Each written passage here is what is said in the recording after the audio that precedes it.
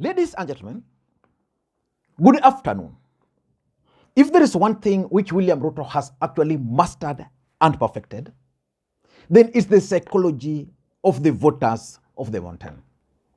William Ruto understands the psychology of the mountain like the back of his hand. And that's why William Ruto was able to easily outweigh Uhuru Kenyatta out of Mount Kenya politics. As a matter of fact, Uhuru Kenyatta was the darling of the mountain. Uhuru Kenyatta introduced Ruto to the mountain. The mountain loved Uhuru Kenyatta. They voted for him. They would do anything for him. But Uhuru's mistake was that he never really understood the psychology of the mountain. And William Ruto, being a shrewd politician, went in and took advantage of the psychology of the mountain. And that's why he was able to control the mountain up to this particular stage. So of late, William Ruto has been engaging himself in some pronouncements which are geared to achieve certain political objectives. And as someone who follows politics in this country very closely, I've been trying to figure out William Ruto's objectives. And I've been thinking what would be the objectives of William Ruto's utterances. And I'm coming to the conclusion that William Ruto is still keen on the mountain. And because he understands their psychology, he's going to continue attacking Uhuru Kenyatta. And the question which I keep on asking myself, even if the mountain don't like their son Uhuru Kenyatta, why would they allow Ruto to just come up one day, attack him, and nobody is actually coming to his defense? In this video, I want to give you the reasons why personally I tend to think that the Kikuyu nation should not fall for William Ruto's traps and drama over Uhuru and Chebukati saga. Before we do that, for those who are watching this channel for the first time, I want you guys to take just a second or two, press that subscribe button there, so that next time we produce a video like this, YouTube will automatically notify you. And to the subscribers, I want to continue thanking you guys for your continued support. Because without that support, this channel cannot be where it is. And I want to make a request on this particular video. Please just press thumbs up, and you can also drop your comments. That's the best way you can always support the channel. And I'm also going to give you my M-Pesa number down there in case of anything. Now, let us get back to the main issue. And I want you guys to pay very close attention to this speech by Barack Obama. Because clearly, why would William Ruto, who is already the president of the Republic of Kenya, has the full mandate, and the only thing he lacked was legitimacy, which he already has now, because Raila Odinga and his brigades have actually endorsed his presidency. Why would Ruto continue behaving the way he's behaving? Listen very closely to Obama, then we proceed. Why is it that the folks that won the last election are so mad all the time?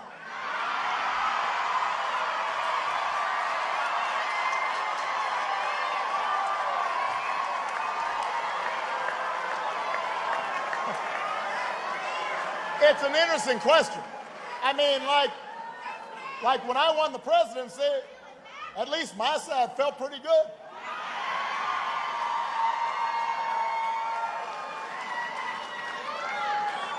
You know, I don't know why.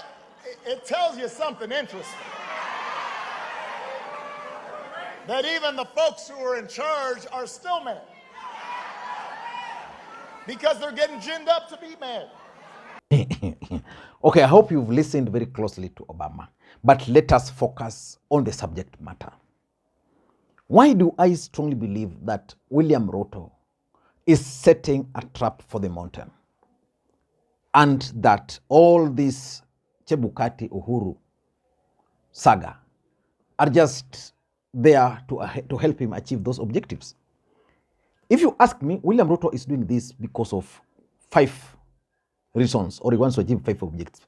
Number 1, William Ruto is keen on diverting the attention of the mountain from a subject which had already started getting traction.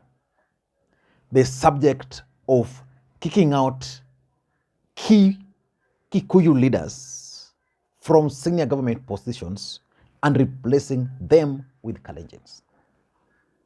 That is the fact.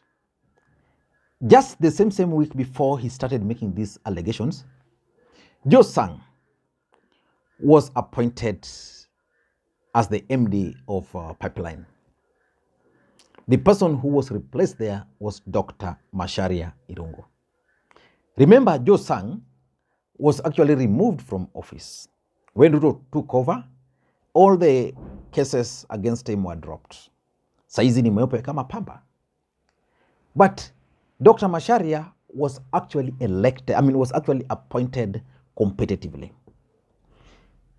He's been kicked out of office and Joe Sang returned after 3 years without any competitive process. Even if he was kicked out, his term in office probably had ended. And the removal of Macharia was actually a heated debate in the mountain. And they were listing several people who have been replaced by Kalenjins, especially in the Ministry of Transport and Energy. I think even Ngumi was kicked out. Some lady was placed there and several others. So those discussions had started getting traction. If you followed Pauline Njoroge, who is shaping the opinion there, if you followed Wahome Thuku, they were gaining currency. But now everybody in the mountain, because they voted for Ruto, are no longer talking about that. Now they have a common enemy. The common enemy is Uhuru Kenyatta and Wafula Chebukati and to some extent Raila Odinga. So everybody has now left that discussion and now they are discussing about Wafula Chebukati and Uhuru Kenyatta. Number two, I think also William Ruto is still keen on the mountain. And William Ruto had a successful journey or tour of Nyanza. He's supposed to go to Western, is it today and tomorrow? Then over the weekend, he will be in Mount Kenya. And a discussion had started emerging in the mountain, how Ruto is dealing with the elected leaders from that region. That every time he goes to the mountain, it's about prayers. Every time he goes to other places, it's about development. And because those discussions were also picking up, he wanted a way of diverting the attention of the people of the mountain from those kind of discussions. And that's actually how those discussions about William Ruto going to the mountain to pray, while in other places is going there with the development agenda. So all those now dead. Number three, William Ruto, and this is why the mountain should not fall for his trap. William Ruto is still keen on sustaining the campaign mood. He wants to sustain it. And how can he sustain the campaign mood? Because the country had started moving away from the campaign. Then it's drifting it. And it's drifting it to the mountain. In a week, he's supposed to be there for his prayers. So basically, if you ask me, William Ruto wanted agenda for his team. So that when they go to the mountain, because he has understood and mastered the psychology of the mountain, when he will be in the mountain, they'll be talking about Wafula Chebukati. They'll be talking about Uhuru. They'll be talking about the deep state. They'll be talking about how they won. They'll be talking about all those other things. Basically, they want to sustain the campaign mood. William Ruto is keen on keeping the mountain in campaign mood until the next general election, because without keeping it in that mood, things might change, and you won't want anything to change. Number four, if you ask me, William Ruto is keen on sanitizing Wafula Chebukati for appointment. How can he sanitize Wafula Chebukati for appointment? He must ensure that Wafula Chebukati is clean. Those who voted for Ruto must be made to believe that Wafula Chebukati is being targeted, that is willing to defend Wafula Chebukati.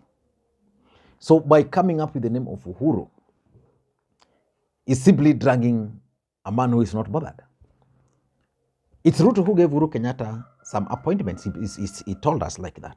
Why would he give someone appointment, someone who really wanted to stop you from becoming the president? Of course, not through any other means, but even through elimination.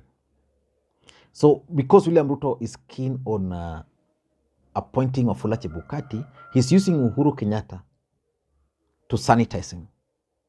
And the mountain will easily jump in that. Wafula Chebukati is likely to be appointed a judge. So let us wait and see. And lastly, I think William Ruto is also trying to express his frustration, especially on the state of economy and the promises he made to the people who voted for him. William Ruto made promises to Kenyans. He told Kenyans he was going to change the state of economy immediately he takes over. Things are looking gloomy for him. Then how can he make his support base happy? Of course, Rift Valley will vote for him. Will stand with him, even if the country will collapse. But the mountain, because of their nature, would want their businesses to thrive. But the economy is bad. The promises he made to Kenyans are not working. And because he used lies, there's no any other agenda I can tell them other than coming up with this kind of stories. I don't know what you think. That's my take. Thank you, guys. The voters of the mountain must not fall for William Ruto's traps, because this drama over Uhuru, over Chebukati, over abductions, over eliminations are just there to continue keeping them in campaign mood, to continue with the frustrations. Enjoy your day. Bye-bye.